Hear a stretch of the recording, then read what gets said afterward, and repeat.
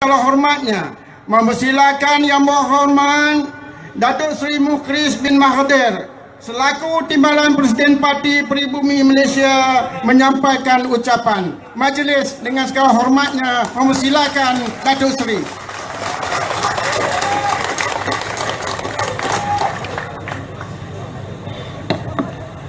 Assalamualaikum warahmatullahi taala wabarakatuh.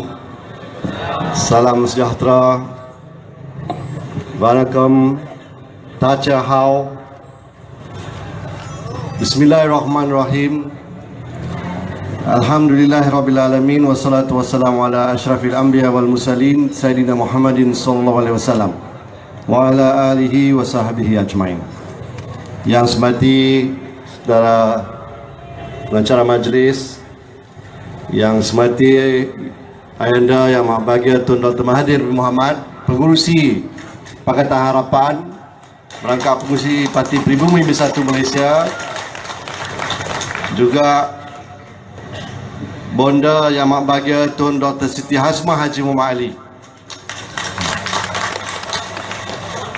yang saya kasihi Yang Berhormat Tan Sri Muhyiddin Mohamad Yassin, Presiden Parti Pribumi Bersatu Malaysia, merangkap Timbalan Presiden Pakatan Harapan, yang semati Tuan Haji Amir bin Haji Hassan, pengurusi Badan Pimpinan Negeri Perlis Parti Pribumi Bersatu Malaysia dan seluruh jawatan kuasanya.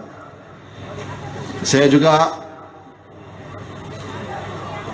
mengalu-alukan yang bahagia Datuk Rashid, Naib Presiden PBBM, yang juga pengurusi BPN Negeri Selangor, Darul Ihsan, yang bahagia Yang Berhormat Datuk Syahrudin Setiausaha Agung, dan juga yang bahagia Datuk Kamaluddin Maknor, Ketua Penerangan, wakil-wakil daripada rakan-rakan Parti Komponen Pakatan Harapan Negeri Perlis, daripada Parti Keadilan Rakyat, daripada Parti Amanah Negara, dan juga daripada Parti DAP, khususnya yang kita raikan tuan-tuan dan puan-puan, moga-moga dirahmati Allah sekalian. Apa khabar orang Perlis? Semua dah tunggu-tunggu kot, kami pun lama dah nak main ni. Akhirnya jadi jugalah yang kami atok ni. Mula-mula tu suspend juga lah, takut-takut tak ada orang main. Rupa-rupanya ada. Tapi saya ingat laporan dalam TV3 Suku kata 200 orang saja yang ada malam ni. Mereka tahu apa reti nak bilang. Saya rasa cukup seronok kerana main negeri jiran ni, sambutan yang begitu luar biasa. Tahniah dan syabas diucapkan kepada orang Perlis. Sebenarnya saya nak main ni pun tuan-tuan fikir 2-3 kali juga. Pasal malam ni semi-final Kedah lawan Felda United. Stadium Darul Aman. Kalau saya ada kembang memang saya hantar pergi sana lah. Tapi atas sebab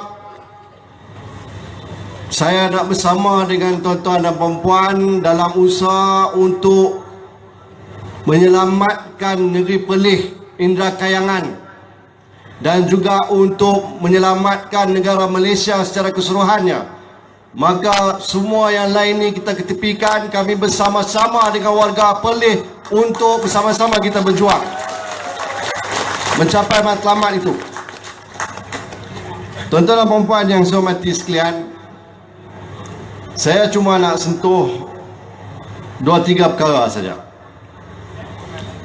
Yang pertama ni tuan-tuan, kita ni sebuah negara yang mengamalkan demokrasi. Apa maksudnya tu? Maksudnya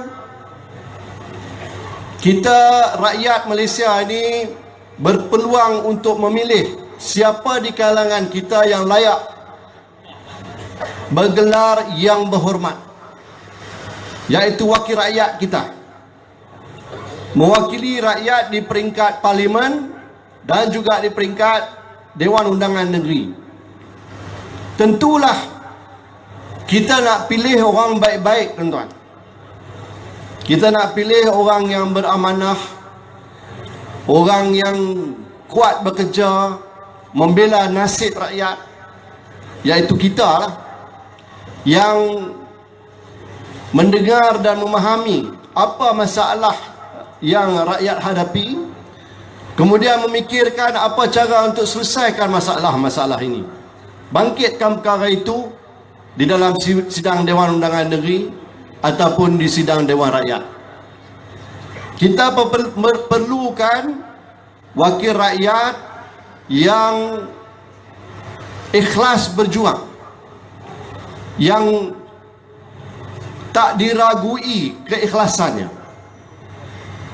Sebaik mungkin orang yang berpengalaman, yang membuktikan bahawa dia tahu macam mana nak buat kerja. Dia tak cakap bohong, jauh sekali lah nak curi duit rakyat. Betul tak?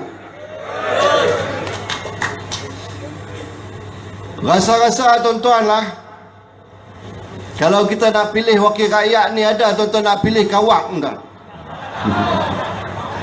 Nak jadi wakil rakyat kita. Tiba-tiba ada parti yang menawarkan calon dalam pilihan raya orang yang dikenali sebagai kawak, yang menyamun, yang cakap tak pernah betul, yang pembohong, tak jaga nasib rakyat, yang sombong, bongkak, angkuh. Tak apa, baru masuk gear 2 pun ni. Sagi. Terima kasih. Tentunya tidak, tuan-tuan. Tapi kita ni pun manusia biasa juga. Kadang-kadang tu manalah kita nak tahu orang tu nak berubah sikap dia. Saya kira apa yang tuan-tuan buat sebelum ini pun tak salah. Dalam demokrasi ada kempen. Bila kempen ni tentulah mereka cakap yang baik-baik saja. Takkanlah dia nak kata pilihlah calon kami, dia ni penyamun. Tentu tidak. Kempen ni letak poster, mestilah poster gambar paling cun, yang paling elok lah, yang mana yang kulit hitam sikit pun dia putihkan, yang mana yang tak berapa nak berambut tu pun dia boleh hitam-hitamkan kat atas tu, dah bagi nampak macam berambut. Macam saya ni terus pakai songkok lah, tak boleh buat apa dah. Itu promosi, itu iklan, tuan-tuan. Tapi selain daripada itu, kita mestilah kenal calon-calon kita. Dan tidak ada satu parti pun yang akan menawarkan atau mencalonkan orang yang tak disenangi oleh rakyat, kerana rakyat kenal dia ni sebagai orang yang tak boleh dipercayai. Betul tak?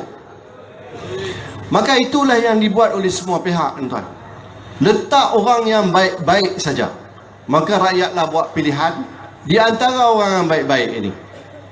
Manalah kita nak tahu, tuan-tuan dan puan, bila dah bagi kuasa tu, tiba-tiba yang baik ni jadi kawak. Yang kita duk percaya ni tiba-tiba berubah perangai dia. Bila dia nampak kuasa ni besar sampai tahap dia boleh arahkan sesiapa saja, termasuklah penguat kuasa yang sepatutnya bertanggungjawab di atas keselamatan, atas ketelusan cara tata etika pentadbiran kerajaan. Rupa-rupanya orang yang berkuasa ini boleh mengubah sikap orang lain juga bila dia ada harta dan sebagainya. Kadang-kadang dia guna dedak, tuan-tuan. Kadang-kadang dia guna ugutan. Kadang-kadang dia guna habuan yang bermacam. Habuan ni dalam macam-macam bentuk. Jawatan. Bila orang dah nak dekat pencen dah, dia tawar lagi, nak sambung 2 tahun lagi. Mereka ni pun Geli juga tuan-tuan. Kalau dah buat kerja ni, lepas tu dah memang nak kena pencen, lepas tu ketua kata tak apa aku sambung hang 2 tahun lagi, mau tak? Kita mau lah. Dengan syarat. Ada syarat tuan-tuan. Syarat dia apa? Hang sokong aku. Aku curi duit rakyat pun hampa sokong juga. Jadi mereka ni pun sokong lah tuan-tuan. Manusia ada kelemahan. Jadi itulah yang sedang berlaku pada hari ini tuan-tuan dan puan-puan. Suatu ketika dulu Ayahanda Tun Mahathir sendiri pun memang memilih Datuk Seri Najib Razak sebagai menteri dia dan suruh Pak Lah Undok ni pun nak bagi jawatan Perdana Menteri itu kepada anak Tun Razak Najib. Siapalah nak beritahu tuan-tuan, bila dia dah pegang kuasa tu, Perdana Menteri pun menjadi kawang. Kita pun tak sangka, bukan? Saya pun tak sangka. Tak boleh percaya tuan-tuan. Mula-mula berita pasal 1MDB ni bocor, saya tak tahu apa.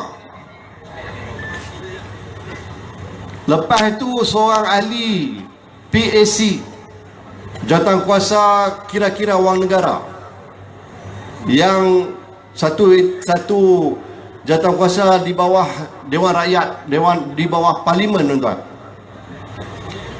Seorang ahli dalam PAC tu yang panggil saya, tak semena-mena, tak minta pun, kita tak tanya pun.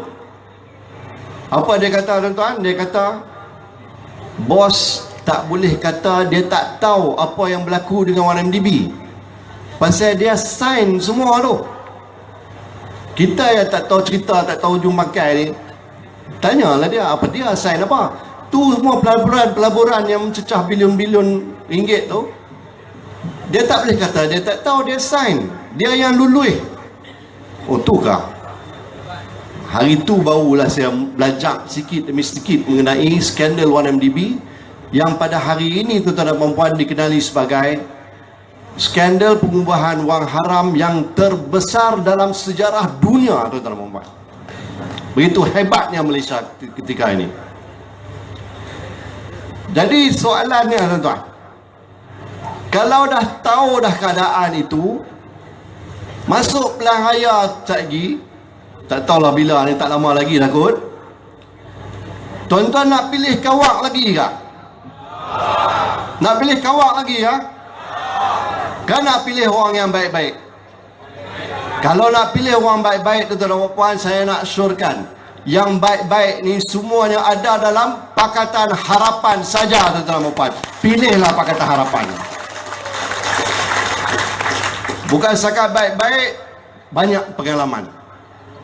Perdana Menteri 22 tahun menjadi pengurusi Pakatan Harapan. Nak harap kat siapa lagi tuan-tuan, kalau tidak pada orang yang membangunkan negara Malaysia sampai ke tahap yang begitu membanggakan. Betul tak betul?